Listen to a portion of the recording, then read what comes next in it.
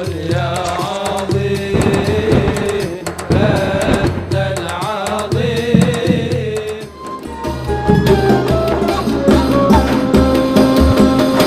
السلام عليكم ورحمة الله وبركاته.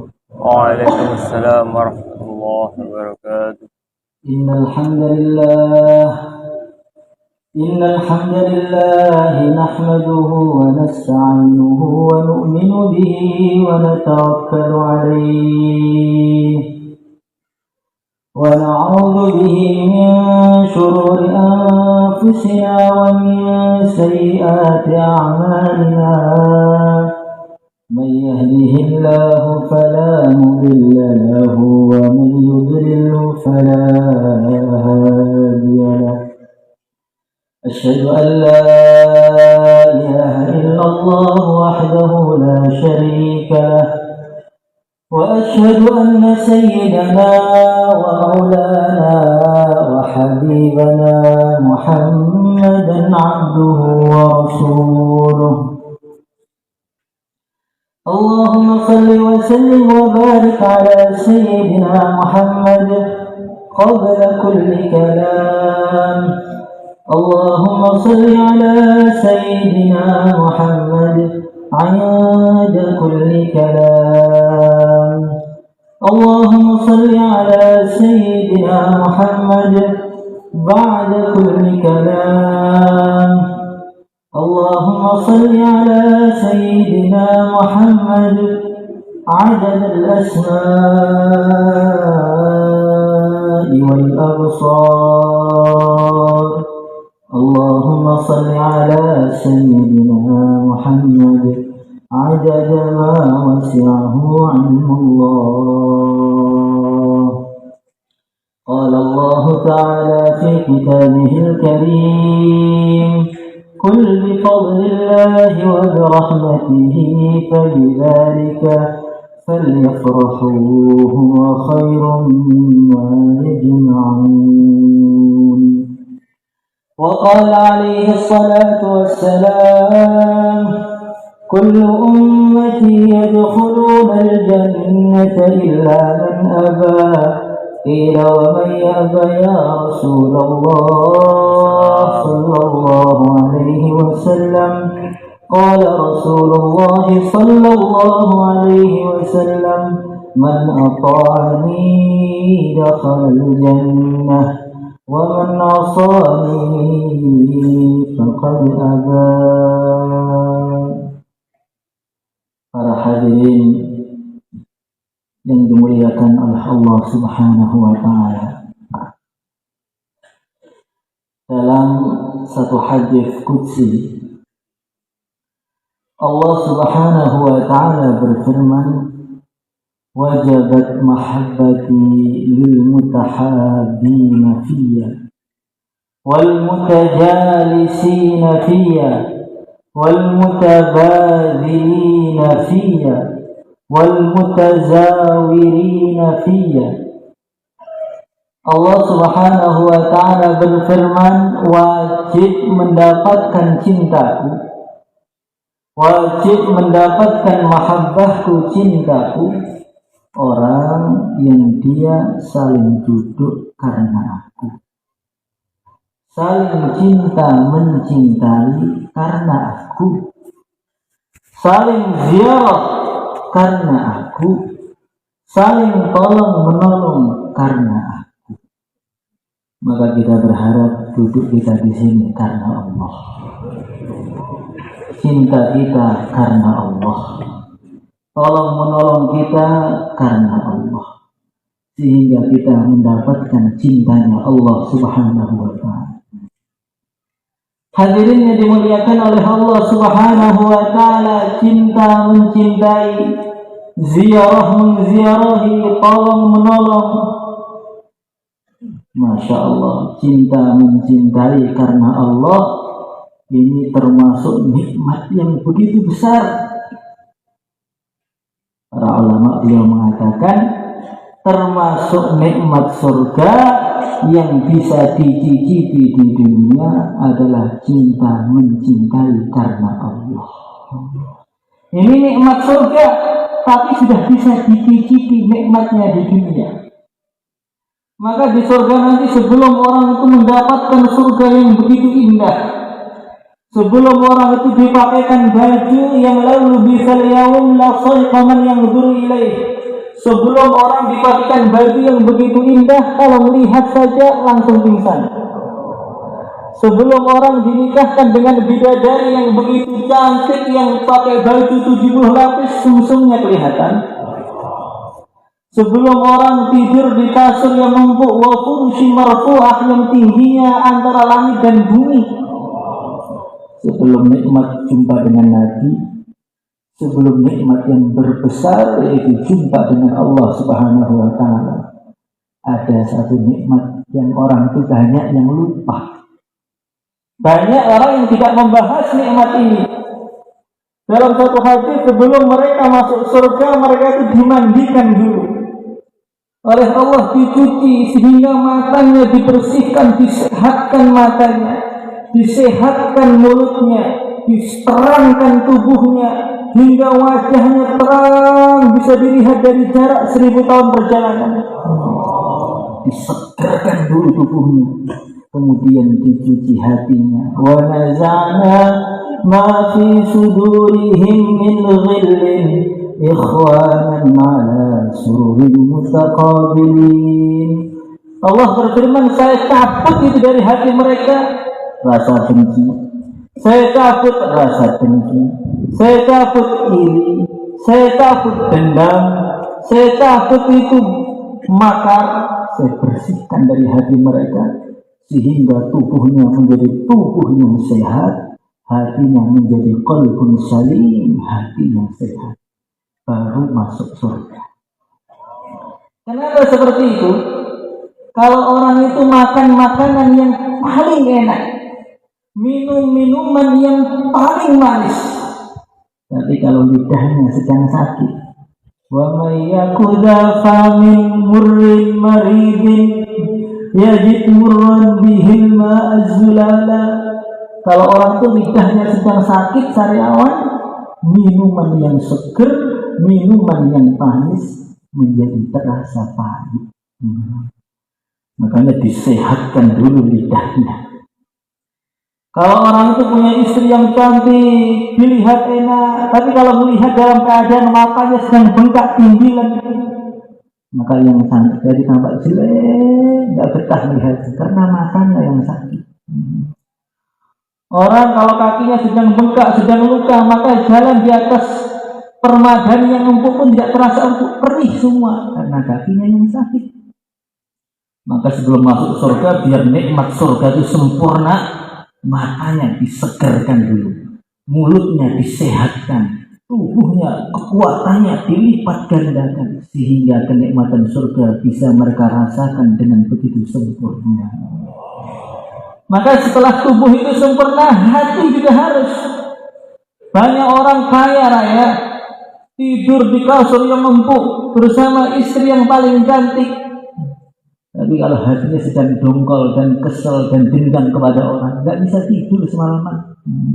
Bolak-balik badan, saya kok bisa dihinakan seperti ini, saya kok diremehkan, awas pokoknya. Makanya walaupun tubuhnya segar, istrinya cantik, tidur di kasur yang begitu empuk, tidak ada kenikmatan apa-apa. Maka kalau di surga itu masih ada saingan, nanti datang ke surga temannya, loh kok nanti istrimu, loh kok bagus surgamu, surga saya kok jelek, aduh, akhirnya nggak jadi sedih, nggak jadi surga, itu dunia namanya. Maka rasa bersaing, rasa benci, iri dicabut semua oleh Allah, biar nikmatnya surga itu sempurna. Hadirin yang dimuliakan oleh Allah Subhanahu wa taala, maka kalau ada orang di bumi ini tapi hatinya sudah nggak ada benci dengan saudara Islam, sudah nggak ada dengki, nggak ada makar dalam hatinya, melihat orang dilihat kebaikannya, itu namanya penduduk surga yang sedang mampir di dunia. Hadirin yang dimuliakan oleh Allah Subhanahu wa taala, ini sesuai dengan riwayat dalam satu hadis. Rasulullah Shallallahu Alaihi Wasallam sedang duduk dengan sahabat-sahabatnya. Maka beliau mengatakan sebentar lagi akan duduk di majelis ini seseorang yang dia ini penduduk surga. Saya jamin surga. Sekarang dia sedang mampir di dunia. Maka sahabat-sahabat pada menengok siapa ini. Apakah pimpinan para ulama di antara para sahabat? Apakah pimpinan ahli zikir? Apakah tokoh panglima-panglima perang ahli jihad? Ditunggu. Ternyata yang datang itu sahabat Ansor, petaninya sahabat Ansor. Pegang sendal diletakkan di tangan kirinya itu, saking gak ada orang yang ingin bantu dia. Sahabat Ansor yang namanya pun gak dikenal, maka orang-orang kafir ini ya Rasulullah. Ya, itu. Besok Nabi mengatakan lagi, akan datang hari ini orang ahli surga yang sedang mampir di bumi. Dilihat orangnya sama. Hari ketiga dicek lagi, sama lagi. Maka Sayyidina Abdullah bin Umar saking pengen tahu amalannya itu apa, datang ke rumah orang tadi. Assalamualaikum. Waalaikumsalam. Saya boleh bertamu atau tidak? Ya boleh. 3 hari. Maka malam itu ditunggu. Amalannya apa? Tahajudnya panjang apa enggak ini? Zikirnya apa? Maka setelah Isya sahabat tadi itu tidur. Ditunggu sampai separuh malam itu belum bangun. Padahal kebanyakan sahabat itu separuh malam sudah bangun. Qumil laila illa qalila nisfahu aminkus minhu qalila. Sahabat itu bangun malam itu separuh malam banyak yang bangun. Nah ini kok ahli surga kok malah tidur terus, ini gimana? Kira-kira kalau kita melihat katanya ada orang soleh kok malam kok nggak bangun-bangun, ini gimana? Oh soleh, bohongan berarti. Ditunggu saya menjelang sahur, nggak bangun. Sampai dalam satu riwayat sampai subuh itu nggak tahajud. Kan berarti suruh kita nggak tahajud, bukan begitu ya? Hari kedua dicek lagi, nggak tahajud lagi. Hari ketiga dicek lagi, nggak tahajud lagi.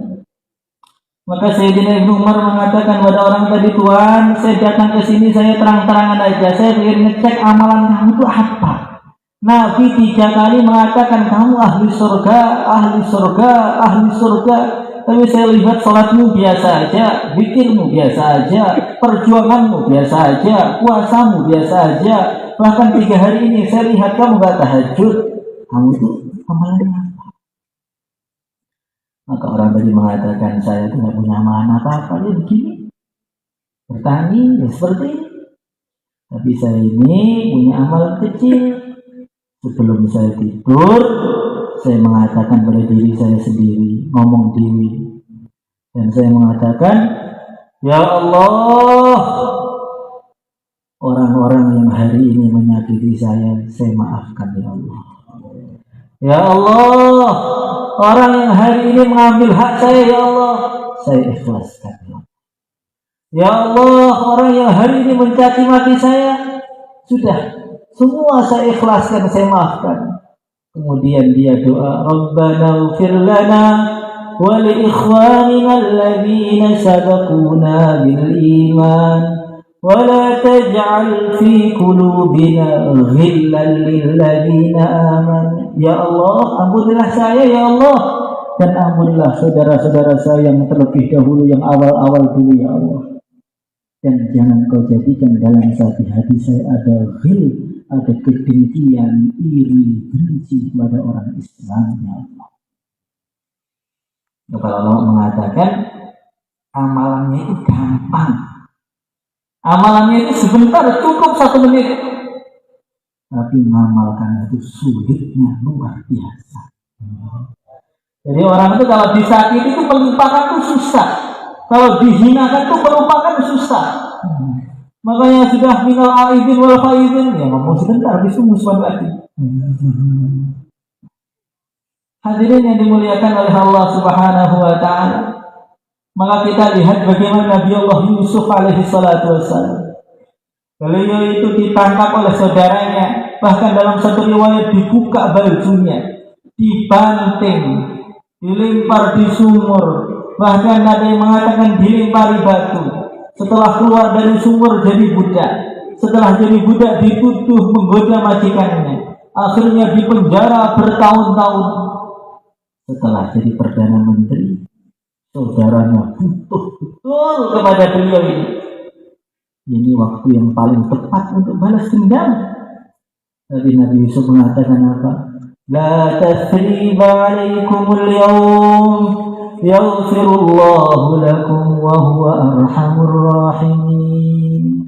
Wahai saudaraku, la tathriba alaikumul yawm. Kalian sedikit pun tidak akan saya caci. La tathriba itu maknanya saya nggak akan mencaci kalian sedikit, banyak, sekarang sampai kapanpun, semua saya tutup. Tidak akan saya caci maki sedikit pun. Bukan sampai situ, diteruskan. Yaghfirullahu lakum. Semoga Allah mengampuni dosa-dosa kalian. Nah, tidak hanya tidak mencaci maki, tapi doakan Allahumma arham umat Sayyidina Muhammad, Allahumma ghfir umat Sayyidina Muhammad. Didoakan. Tidak mencaci maki, kemudian didoakan. Bukan hanya itu, wa huwa arhamur rahimin, disemangatkan. Wahai saudaraku, jangan kamu putus asa, Allah itu Maha Rahman, Maha Rahim. Sudahlah, pasti Allah akan mengampuni dosa kalian. Yang keempat, ini yang paling berat kata para ulama. Setelah Nabi Yusuf menjadi perdana menteri, setelah ayahnya sudah sujud semua, setelahnya sudah tunduk kepada beliau, saudaranya sudah tunduk kepada beliau, sekarang menjadi perdana menteri yang begitu wibawa. Dia mengatakan apa? Min ba'di an nazagha asyaitanu baini wa baina ikhwati. Dia mengatakan kepada ayah, wahai ayah, takwil mimpi dulu semua benar. Semua ini yang merusak semua ini min ba'di an nazagha asyaitanu baini wa baina ikhwati. Yang salah bukan saudaraku, yang salah syaitan yang menjadi dalang yang rusak semua. Jadi kalau orang itu bisa tidak mencaci, doakan orang yang menyakiti dan menyalahkan syaitan, inilah baru sempurna. Ini namanya orang Islam yang hakiki. Insya Allah, setiap orang menyakiti kita doakan, jangan dicaci maki. Dan kita tanamkan dalam hati, ini saudara Islam, dia sayang dengan saya, dia benci dengan saya. Karena setan telah masuk, telah menjadi dalang untuk merusak semuanya. Hadirin yang dimuliakan oleh Allah Subhanahu wa Ta'ala. Allah Subhanahu wa Ta'ala berfirman, wajib cintaku orang yang duduk karena aku, ziarah karena aku, bantu membantu karena aku, cinta karena aku. Maka maknanya karena Allah itu adalah kunci semuanya. Kunci cintanya Allah itu bukan cintanya. Kunci cintanya Allah bukan duduknya. Cintanya Allah bukan tolong-menolongnya. Cintanya Allah itu apa syaratnya? Karena Allah. Bukan sholatnya, bukan dakwahnya, bukan zikirnya, tapi karena Allah, itulah yang menjadikan Allah cinta kepada hamba-Nya. Maka dalam banyak riwayat, setelah para nabi, Nabi Muhammad SAW masuk surga, para nabi masuk surga, Sayyidina Abu Bakar masuk surga. Maka di situ ada 3 orang, 1 orang alim, 1 orang ahli sedekah, 1 ahli jihad. Mereka mau masuk surga, katakan kamu dulu aja, kamu dulu. Maka orang alim mengatakan yang ahli berjuang dulu, yang jihad dulu. Maka orang yang jihad mengatakan, saya dulu jihad itu dibantu oleh ahli sedekah itu, yang ngasih amal saya dia, biar dia aja masuk surga dulu. Maka orang ahli sedekah mengatakan, jangan, biar ulamanya dulu, karena dulu saya tahu sedekah itu dari ulama, biar dia dulu. Akhirnya ulamanya masuk surga, ahli sedekah, ahli jihad. Jangan kita melihat hadis ini saja, kita melihat hadis lain. Siapa pertama orang masuk neraka? Setelah Iblis dan lain sebagainya, setelah Fir'aun, Haman, Qarun, siapa yang pertama kali masuk neraka? Dalam satu hadis Nabi mengatakan ada 3 orang, 1 ahli agama, satu ahli sedekah, satu ahli jihad. Dan di antara tiga tadi yang pertama kali masuk neraka, Nabi mengatakan dalam satu riwayat, ulamanya yang pertama kali masuk neraka, kemudian ahli jihadnya, kemudian ahli sedekahnya. Maknanya tiga orang ini pertama kali masuk surga juga pertama kali masuk neraka. Orang ahli jihad bisa masuk surga pertama, ulama bisa masuk surga pertama, ahli sedekah bisa masuk surga pertama. Tapi ketika niatnya salah, as-sabiqun al-awwalun masuk neraka pertama juga. Amalannya sama-sama belajar ilmu agama. Tapi kalau satu ilmu agama nyari karena Allah, yang satu man talabal ilm liyumariya bihi ulama aw liyujawira bihi sufaha adkhalahu Allahu nar. Barang siapa yang cari ilmu hanya pengen saingan dengan para ulama, pengen nyari ilmu untuk membodohi orang-orang bodoh, adkhalahu Allahu nar, termasuk sabiqun awalun masuk neraka. Maknanya bagaimana? Amalan itu bisa sama, bentuknya sama, sholatnya sama, puasanya sama, zikirnya sama, dakwahnya sama. Tapi karena tujuan hatinya beda, yang satu surga yang paling tinggi, yang satu neraka yang paling dalam. Ini yang paling mengkhawatirkan itu di sini. Karena yang tahu niat itu dalam hati, orang itu bisa duduk bersama. Tapi yang satu tujuannya ketika dakwah li'ala kalimatillah, saya pokoknya dakwah bagaimana dakwah itu tersebar Islam di seluruh dunia. Saya dakwah itu karena Allah, saya dakwah itu menggembirakan Rasulullah. Yang satu dakwahnya karena nafsunya, karena tersinggung, karena ini. Sama-sama dakwahnya, tapi bisa pahalanya jauh. Yang satu bisa-bisa malah dapat dosa. Nah, kita itu harus muhasabah, setiap mau melangkah itu muhasabah. Mau kemana Anda? Mau sholat. Sholat mau ngapain? Karena neraka. Mau kemana Anda? Mau zikir. Zikir karena apa? Ada jamaah zikir. Ya karena apa? Karena apa ya? Ikut-ikutan. Bisa nggak ada pahalanya? Bisa nggak ada, bisa ada juga. Mau kemana? Mau dakwah. Dakwahnya karena apa? Karena Allah. Silakan berangkat. Hadirin yang dimuliakan oleh Allah Subhanahu wa taala, maka ulama zaman dahulu, guru kita, Kiai almarhum Kiai Zaran itu suruh makan, monggo dimakan. Diam aja, nggak mau makan. Silahkan dimakan hikmatnya, diam aja. Setelah beberapa saat baru makan. Loh, tadi nggak mau makan Tuhan, sekarang kok mau makan? Jadi ketika kamu perintahkan saya makan, saya merenung. Makan saya ini ada pahalanya enggak? Setelah saya merenungi, saya ingat perintah Allah, kulu wasrabu wa la tusrifu. Makanlah, minumlah, jangan kau berlebihan dalam makan minum. Oh, ini perintah Allah, baru saya makan. Jadi bagaimana geraknya tubuh kita untuk sholat, geraknya tubuh kita untuk dakwah, memang tujuannya karena Allah, bukan karena yang lain. Kunci diterimanya amal.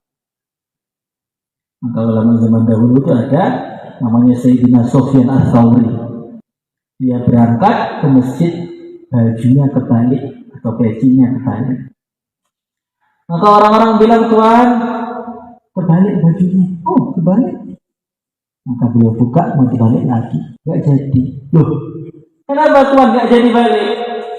Saya tadi ke masjid pakai baju itu karena Allah. Masa saya baliknya karena perintah kamu? Enggak. Saya pakai baju karena Allah sudah berpahala. Kalau baliknya karena perintah kamu itu enggak ada pahalanya, enggak? Makanya karena Allah itu kunci segalanya. Maka saking khawatirnya dulu itu para ulama itu sholat. Kalau ada santrinya lihat pura-pura tidur.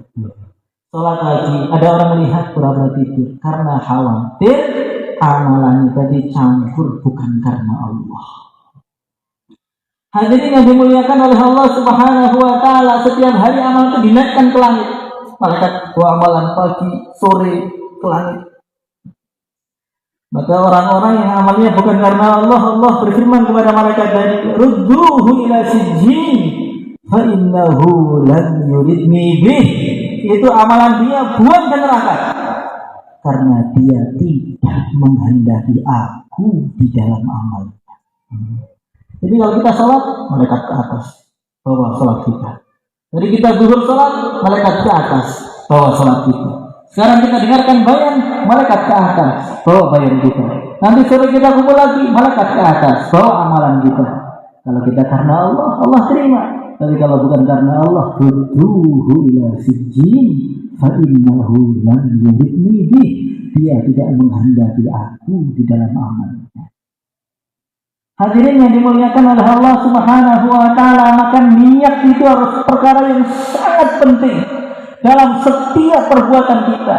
Langkah-langkah kita karena Allah, sholat kita karena Allah, bikin masjidnya karena Allah.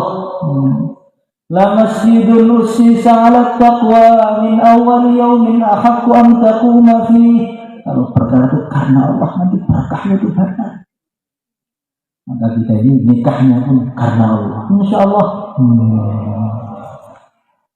Nah ini yang tahu karena Allah, karena Allah itu hati masing-masing. Yang tahu itu siapa? Yang tahu malaikat dan hatinya masing-masing. Nah disinilah khawatirnya. Maka ada orang di akhirat itu duduknya sama bareng, tidurnya sama, berjuangnya sama, bahkan makannya bareng. Tapi yang satu itu di Firdausil A'la, yang satu itu di neraka paling dalam. Maka dia teriak-teriak, ya Allah, itu teman saya bareng makan, tidur, hurufnya bareng. Kenapa kok bisa beda? Allah berfirman, niatnya tidak sama. Makanya kita ini harus kita renungi diri kita sendiri. Saya itu amal itu untuk apa sih? Saya itu amal itu dorongan siapa sih? Ada orang itu mimpi, ada orang bersabilillah, maka dia tidur, mimpi. Ada malaikat itu nyatet amal. Fulan bin fulan fisabilillah, fulan bin fulan fisabilillah. Nama dia nggak disebut. Maka dia datangi malaikat ke dalam mimpinya. Malaikat, saya fisabilillah, kenapa kamu tulis? Tadi ketika mau berangkat, kamu itu kan punya barang jam tangan itu. Kamu bilang dalam hati kamu, nanti pokoknya perjalanan pengen saya jual jam ini. Berarti itu sudah bukan karena Allah lagi, campur jual jam. Maka saya nggak mau nulis. Sebelum kamu murni karena Allah, tidak akan saya tulis. Maknanya bagaimana fa'innan naqidah basir, yang ngecek amal itu bersih atau tidak itu sangat teliti. Maka saya pernah jumpa dengan seorang waliullah besar yang ada di Mekah, namanya Syekh Amin Al-Harari, yang beliau sering jumpa Nabi dalam keadaan terjaga. Beliau nulis kitab, kalau saya nggak paham, saya tanya Nabi, saya ketemu Nabi dan benar terjaga. Maka tidak ketemu beliau mengatakan salaman dengan saya. Akhlis fil amal fa innan naqidah basir. Amal itu yang ikhlas, karena yang bagian teliti amal itu sangat teliti. Kita diteliti oleh polisi saja susah terlepas. Sudah lengkap, kita pentilnya kurang. Nah, bagaimana kalau yang ngecek amal kita itu Allah Subhanahu wa ta'ala? Bagaimana yang ngecek itu Allah Subhanahu wa ta'ala, dibuka itu hatinya. Ini loh salatmu, ini loh puasamu, ini loh sedekahmu, ini loh perjuanganmu ya. Maka di akhirat itu banyak orang itu yang dibacakan amalnya. Kata Imam Ghazali, dibacakan amalnya itu gembira sekali. Dibacakan buku amalnya itu senang betul. Ketika penutupan bukunya mau ditutup, Allah berfirman, dan semua amalmu ditolak karena semuanya bukan karena aku. Maka langsung pergelangan itu lepas, kulitnya itu melupas saking malunya di akhirat. Maka kita merenung sendiri, ya Allah, saya ini zikir itu untuk apa tuh kita renungi? Sholat saya ini untuk apa tuh? Zikir saya itu untuk apa? Jangan sampai kita masuk hadis, banyak orang puasa tidak dia dapatkan kecuali dahaga. Banyak orang melek malam sholat, tidak dia dapatkan kecuali hanya capek dan letih. Banyak orang berjuang, dia dapatkan kecuali mati saja. Tapi ternyata tidak ada pahalanya apa-apa, karena semua bukan karena Allah. Maka insya Allah kita doa pada Allah, semoga semua ini karena Allah SWT. Mungkin itu saya bisa sampaikan, kurang lebihnya minta maaf. Assalamualaikum warahmatullahi wabarakatuh.